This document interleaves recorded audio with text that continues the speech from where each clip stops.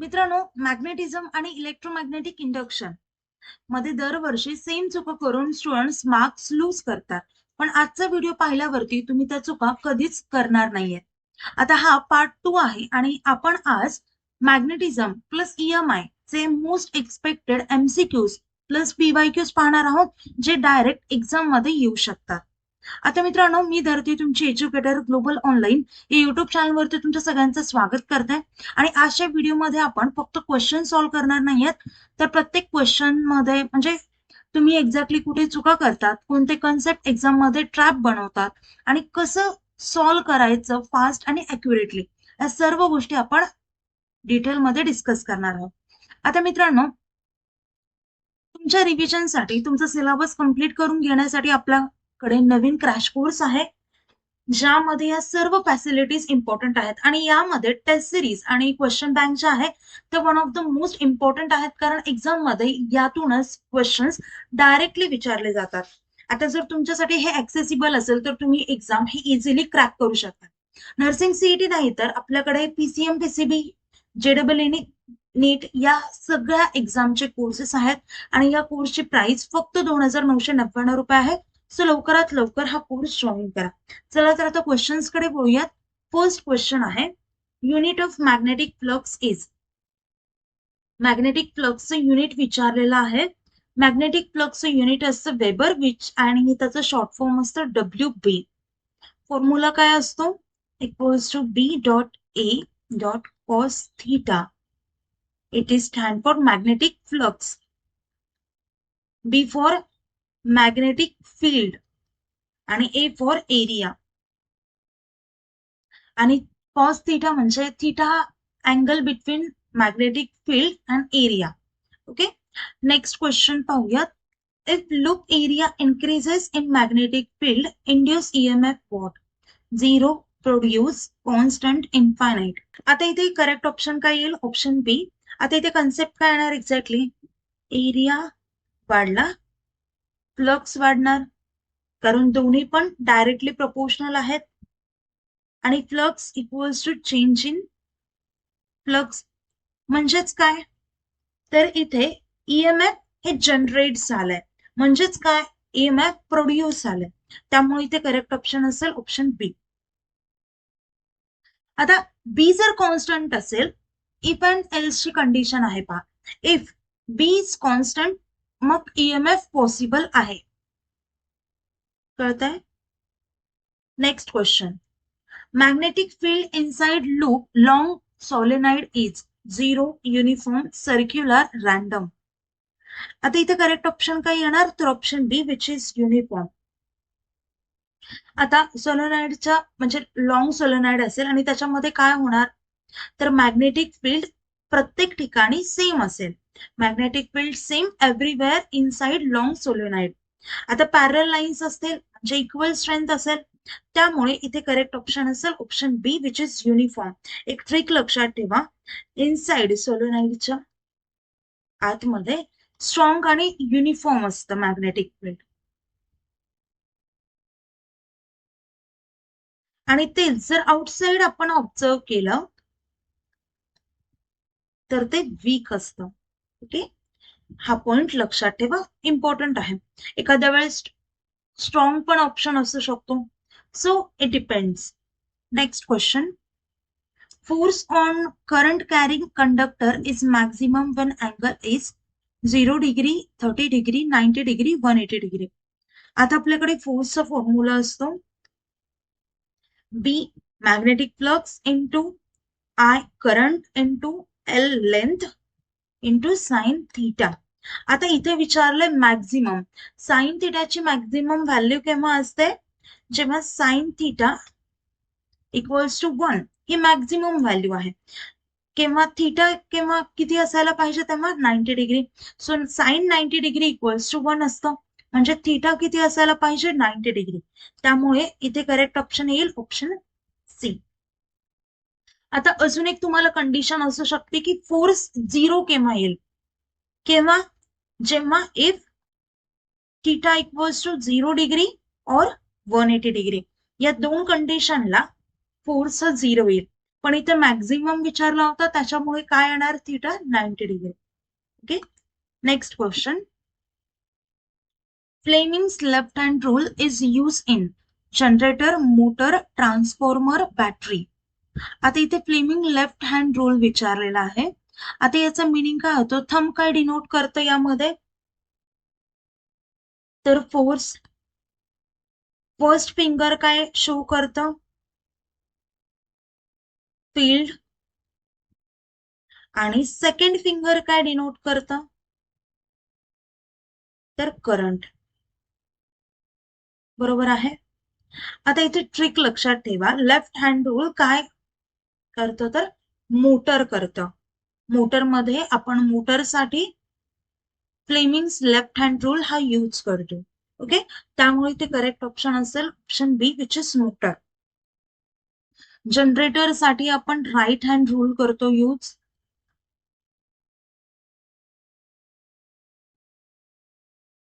त्याच्यासोबत आपल्याला ट्रान्सफॉर्मर मध्ये आपण कोणता लॉ यूज करतो, तर फॅरेडे लॉ. कळतंय.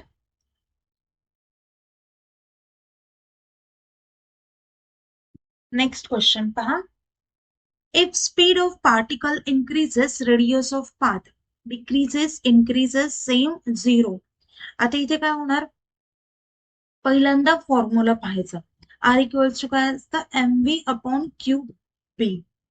R for radius, M for mass, B for velocity, Q for charge and B for magnetic field. आता स्पीड ऑफ पार्टिकल इन्क्रीजेस, जर पार्टिकलची स्पीड इन्क्रीज झाली तर रेडियस ऑफ पाथ काय होईल. आता आर इज पहा, R is directly proportional to V. मग व्ही वाढलं तर आर पण वाढेल. बरोबर आहे. त्याच्यामुळे रेडियस ही काय होईल, वाढेल. त्यामुळे ते करेक्ट ऑप्शन असेल बी, विच इज इन्क्रीजेस. कळतंय. Faster particle, bigger circle. Next question. Radius of circular motion in magnetic field depends on mass, velocity, magnetic field, all. आता इथे करेक्ट ऑप्शन काय येईल, ऑल. का, कारण आर चा फॉर्म्युला आपल्याला माहितीये एम व्ही बाय क्यू बी. आणि मास आर जे आहे, आता इथे रेडियस ऑफ सर्क्युलर मोशन विचारले, कशावरती डिपेंड असते, तर मासवरती पण असते, वेलोसिटी वरती पण असते आणि मॅग्नेटिक फील्ड वरती पण असते. त्यामुळे करेक्ट ऑप्शन असेल option D, all of the above. आता तुम्ही जर फक्त एकच कुठली क्वांटिटी किंवा एकच ऑप्शन टिक केला तर याचा अर्थ तुम्हाला करेक्ट फॉर्म्युला माहिती नाहीये किंवा तुम्ही त्याचा स्टडी नाही केला. Okay, next question. If magnetic field is zero, force is maximum, zero, infinite, same. आता इथे काय येणार, पहा इथे मॅग्नेटिक फील्ड जेव्हा झिरो असते तेव्हा फोर्स विचारला. फोर्सचा फॉर्म्युला काय असतो, क्यू व्ही बी. जेव्हा बी झिरो असतो, if B equals to zero, then F is also equal to zero. मग मॅग्नेटिक फील्ड जर झिरो असेल तर फोर्स पण काय येणार, झिरो. त्यामुळे करेक्ट ऑप्शन असेल ऑप्शन बी. कळतंय. Next question. Magnetic force depends on angle between V and B. Yes, no, only, sometimes, non. आता इथे काय येणार पहा, व्यवस्थित पाहायचं. आता magnetic force depends on angle between V and बी,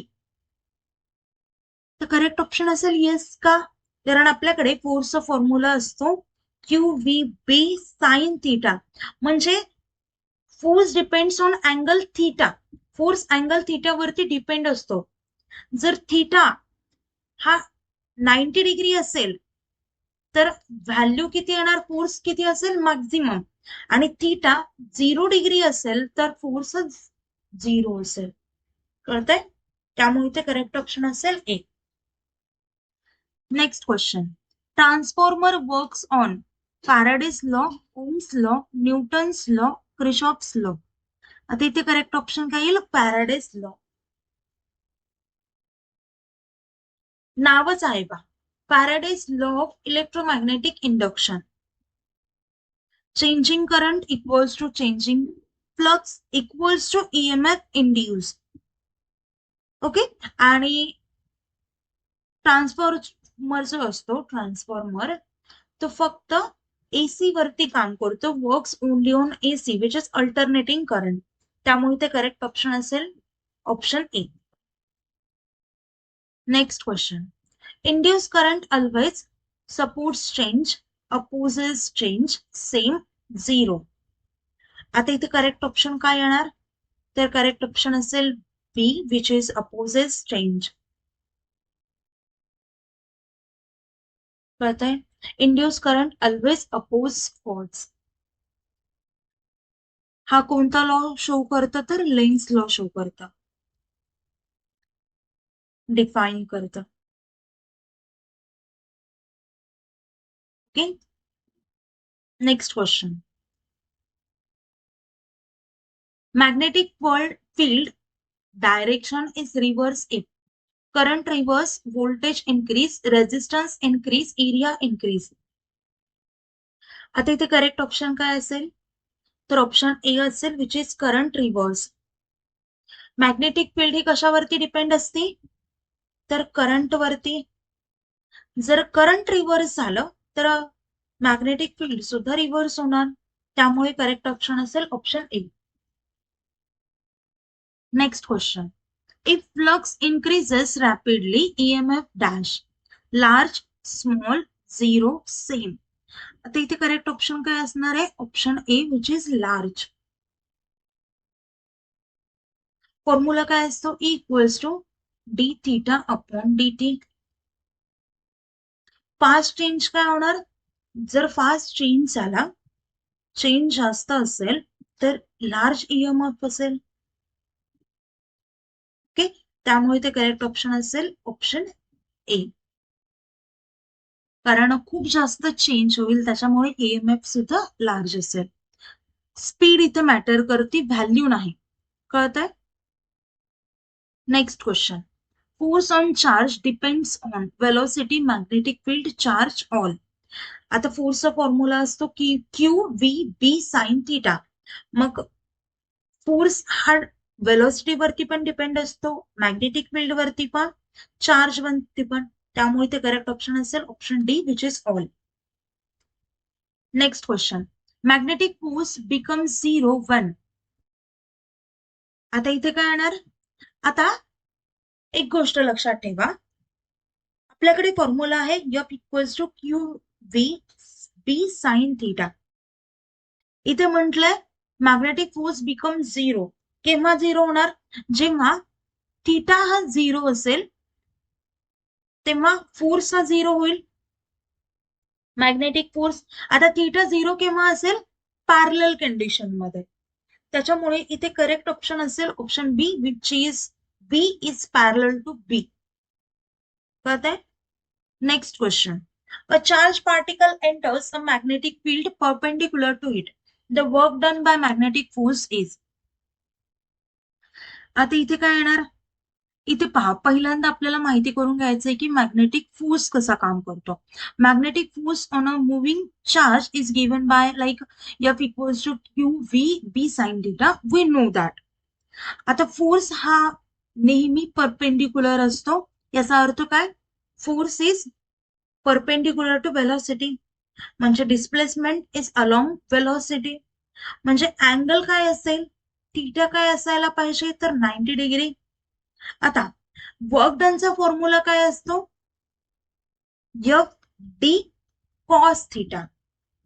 इथे थीटा 90 डिग्री आहे म्हणजेच काय? कॉस 90 किती येणार? 0 डिग्री. 0 येणार. बरोबर आहे. म्हणजे वर्क डन किती येईल? तर 0. त्याच्यामुळे इथे करेक्ट ऑप्शन असेल पहा option C which is 0. Magnetic field direction change करू शकतं पण कांट चेंज स्पीड, एनर्जी. कळतंय? आता इथे सिंपल लक्षात ठेवा, इथे सांगितलं होतं F is directly proportional to V. आता F चा फॉर्म्युला काय असतो? QV sine theta. QVB sine theta. आता इथे परपेंडिक्युलर आहे म्हणजे थिटा 90 डिग्री आहे, साइन 90 डिग्री.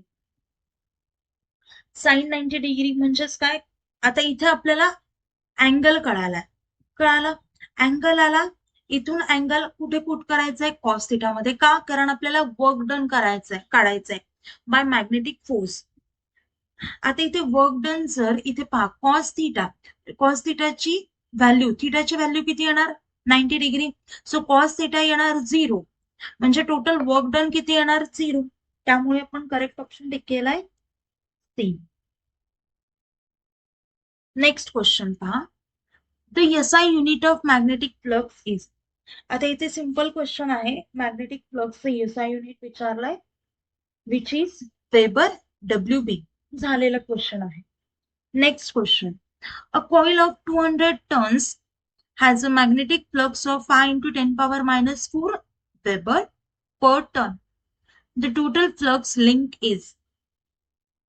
आता इथे फर्स्ट ऑफ ऑल टर्न्स किती आहेत पहा, n इक्वल्स टू 200 हे आहेत टर्न्स. फ्लक्स पर युनिट किती आहे, तर 5 into 10 power minus 4. Total flux linkage किती असतं, n डॉट इक्वल्स टू काय येणार, 200 into 5 into 10 power minus 4. काय येणार, 200 into 5 1000 into 10 power minus 4. म्हणजेच किती असतं, 10 power 3 into 10 power minus 4, म्हणजेच 0.1. त्यामुळे इथे करेक्ट ऑफ वेबर, त्यामुळे इथे करेक्ट ऑप्शन असेल ऑप्शन बी, 1.1 वेबर. आता बरेच स्टुडंट्स मल्टिप्लाय करायचं विसरतात, काय तर नंबर ऑफ टर्न्स हे मल्टिप्लाय करायचं विसरतात आणि त्याच्यामुळे क्वेश्चन चुकतो. तर ही गोष्ट लक्षात ठेवा.